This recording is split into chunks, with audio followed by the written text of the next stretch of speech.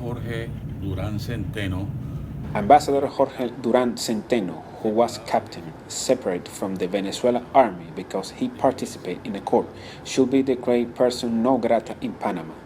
Why? Ambassador Durán Centeno used military and political intelligence to persecute Venezuelans in the consulate, deny them passport, pursue them. There must be at least 20 or 30 people attached to the embassy who are in charge of persecuting Venezuelans in our country, and that should not be allowed. Since the time that Varela was chancellor, he was publicly told that Durán Centeno visited places in the country to do his preaching in favor of Chavismo.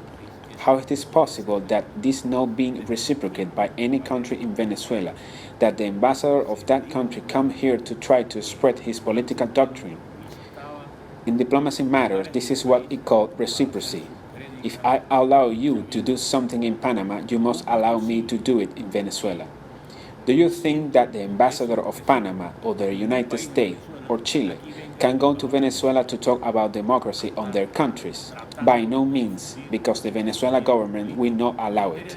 So, here's Durán Centeno is allowed to do whatever he wants, chase Venezuela here, get involved in spread his political doctrine, and worst part of all is that he has a very special privilege in the current government. He disrespects the First Lady, and he has not been declared person non grata for that occasion. What the media are reporting is what is happening.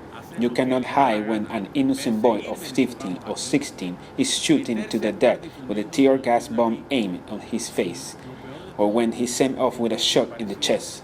Is Durán Centeno going to hide? No one can hide that. That is the reality of Venezuela live. The world today is aware and asking for a profound change in Venezuela, because Nicolás Maduro is almost finished seeking Venezuela. Why doesn't Maduro say there is no medicine and let people know that happened in Venezuela? When the health minister tells the truth, she gets fired. We live a dictatorship in Venezuela that affects us all. We see it in Panama. Brazil see it. Colombia see it. It affects us all. When you have a neighbor who hits his wife, are you going to be quiet? 40 constituyentes que lleven la voz y el poder del pueblo a una asamblea nacional originaria y plenipotenciaria. In Venezuela there are no elections because the last one there was. The opposition won 70 to 30. They have calculated that all the governorship, they can only win 4. They will lose a presidential election 90 to 10.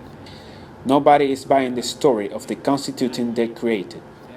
Neither the church, nor the business industry, or even the Chavistas themselves. There are already Chavistas, like the ambassador of Venezuela to the United Nations, Rafael Ramirez, who is against the Constituent Assembly elected with a completely anti-democratic system. A democratic way will be one person, one vote. Here, the farmers' organization will vote with a representative of all of them. So will the doctors, all of them. It is not a direct and universal election as the current Venezuelan constitution says. This is just a trap. Times change. Human rights has no borders.